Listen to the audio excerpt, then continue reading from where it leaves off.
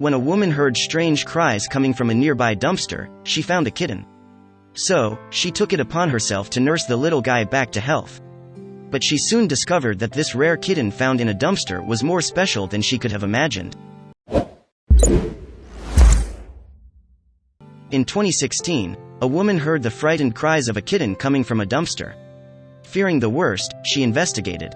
What she found was an abandoned, 1-week-old calico.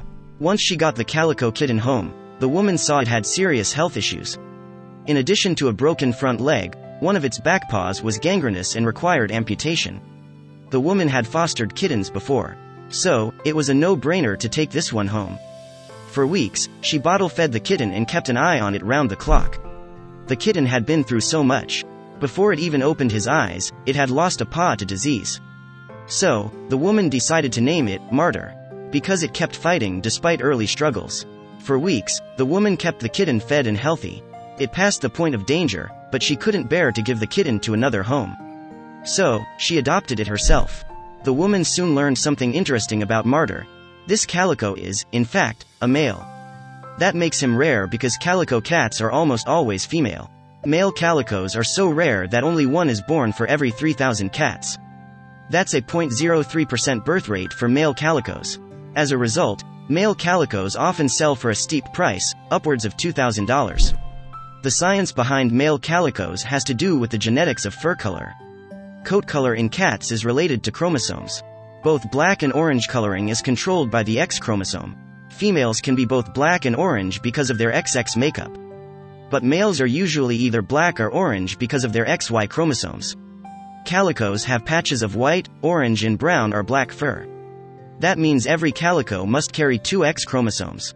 Therefore, to make a male calico, he needs to carry 3 chromosomes, XXY. An XXY makeup means male calicos are the result of a random genetic error. This rarity means finding a male calico capable of breeding is an even more difficult task. Only 1 in every 10,000 male calicos is fertile. Martyr has been with his family for some time now. Both he and his owner couldn't be happier with the way things worked out.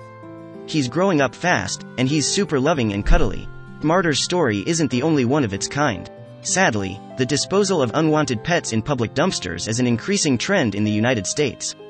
In January 2018, a man who was dumpster diving on Davis Mill Road in Nottoway County, Virginia, was shocked to discover 6 newborn puppies. Of them, 2 were covered in blood and had stopped breathing. The puppies in the Nottoway dumpster were only about 10 days old. Someone had put them in an empty dog food bag and threw them in the dumpster to die. Less than 2 weeks after the Nottoway dumpster incident, something similar happened on Bible Road, only 11 miles away. A couple throwing away trash found 4 puppies in another dumpster. These 4 pups weren't only thrown away in the same area, they also looked like the same breed as the other 6. And they'd been discarded in the same manner. The 4 puppies on Bible Road were dehydrated and cold when found. If they hadn't been found when they would have soon died from starvation or the elements. The 4 puppies from the Bible Road dumpster have all survived, but 2 of the group from the Davis Mill Road dumpster weren't so lucky. The 2 were found bloody, never even made it to the local animal rescue. For the folks at Sanctuary Rescue Vet Care, it's been a difficult process to watch. The professional veterinarian and animal hospital technicians are heartbroken, not only for the puppies that died, but also for the ones that survived but lost their mother and littermates. Nursing the 8 surviving puppies back to health hasn't been an easy task. The local animal rescue is providing gently care and nursing the puppies with formula. But the puppies are missing the natural antibodies they're supposed to get from their mother.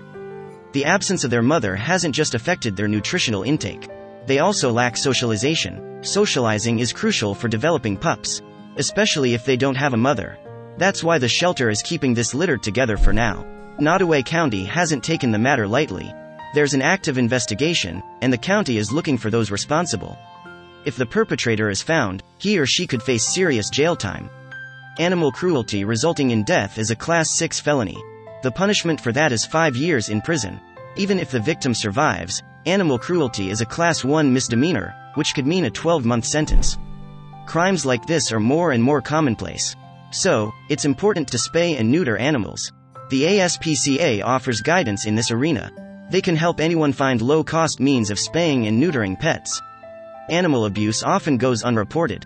But it shouldn't. If you witness animal cruelty in any form, you can report it anonymously. Contact the ASPCA for information and guidance if you need help reporting animal cruelty. If you enjoyed this story, wait for our next story starting in 10 seconds.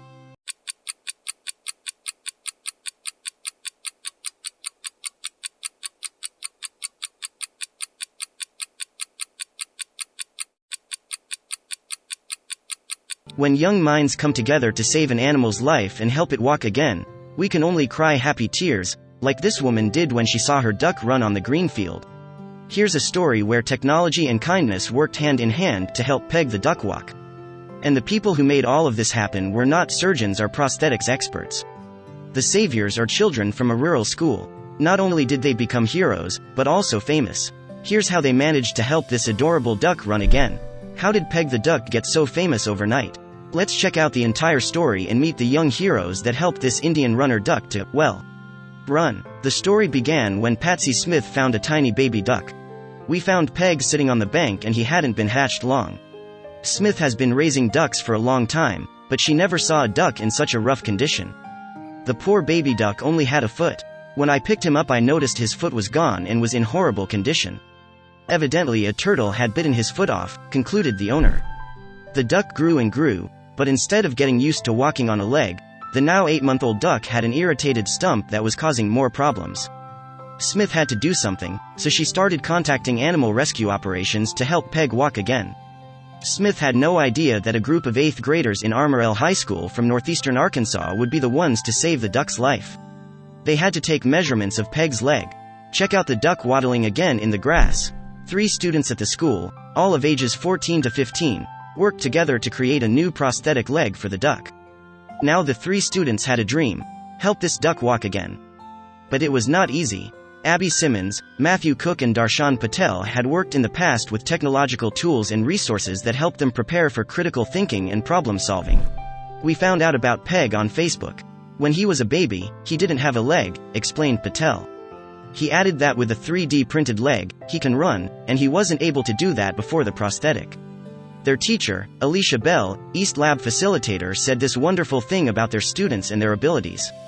In their report, the students had one single goal, and they finally managed to achieve it. We are trying to make it just right, so he can run around like other ducks. Patsy Smith couldn't contain her happiness. We are creating transitional fields, virtual reality environments. One of our environments is a grocery store, so the students with disabilities can use a 3D projector or 3D goggles, said Alicia Bell, adding that these students can use the VR environment to practice walking and real-life skills for the future. Together with her students, Bell entered these projects and won a grant which enabled them to buy a large 3D printer. Winning the grant in the Sophistication and Innovation category, the students got the large printer, which they used to create Peg's leg. But creating a leg for a duck turned out to be a tough task, explained Bell. Before the duck got his leg, the students spent months measuring from photographs and 3D printing different models. Luckily, the school's lab had a smaller 3D printer, and the students knew how to begin their project. You won't believe how many designs they made for Peg's prosthetic leg. There was always room for improvement. So, the students tried different approaches. We thought it was just going to be a shaft with a hole in it connected to a foot, but it was much more complicated than that, explained Cook. We already were looking into ways of creating sophisticated creations with our 3D printer, and we saw that we could do just that for a duck, said Bell. In theory, it had to look like a duck's leg, but it also had to function like one. It took the students 30 tries before they finally made the perfect leg for Peg. Will this one work for the Indian runner? There was one way to find out. Here's what happens next. As you can see, Peg the duck was happily testing his new leg, and it seems it's working fine. But wait until you see him running in the field, and that's when everyone breaks into tears. The students went through frustrations and heartbreak, but after those 30 trials and errors, Peg had a new leg that was just perfect. Bell added that the project motivated the students because animals bring everyone together, and this was just a great way to show how work in the classroom can impact real life. It is a great beginning for young students to help more animals in the future. Smith was speechless when she realized that help would come from a school with a 3D printing lab and a team of students ready to save Peg. She began crying when she saw him run around in her backyard.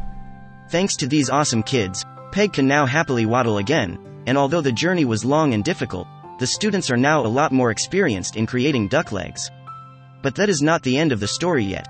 Here's what the kids will do next. Peg might not be able to run and live up to his name as the Indian runner, but he is more than happy that he can walk thanks to these amazing students and 3D printing technology.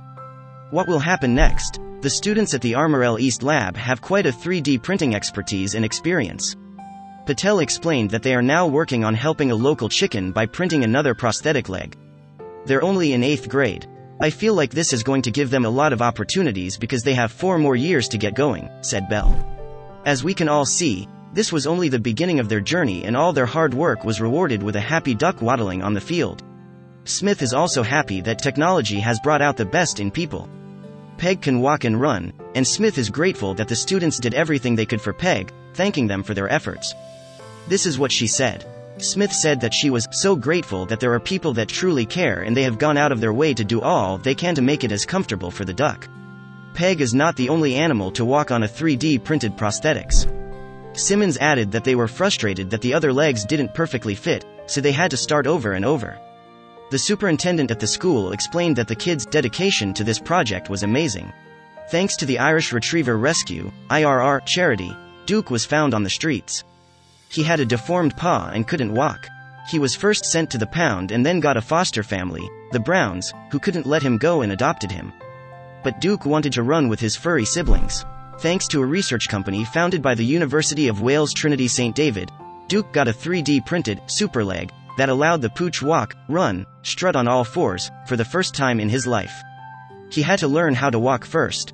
Mr. Brown said that Duke and his other dogs love playing and that even though the pooch had a tough start, this is an absolute life changer for him, it really is. He can now walk on it, he can now run at a slow speed. Back in 2015, a toucan was struck by some boys as the bird was feeding in Greece in the Central Valley coffee town. Its beak was injured and the bird couldn't eat or keep its balance. It lost its ability to sing too, so the bird couldn't even mate because it couldn't make mating calls.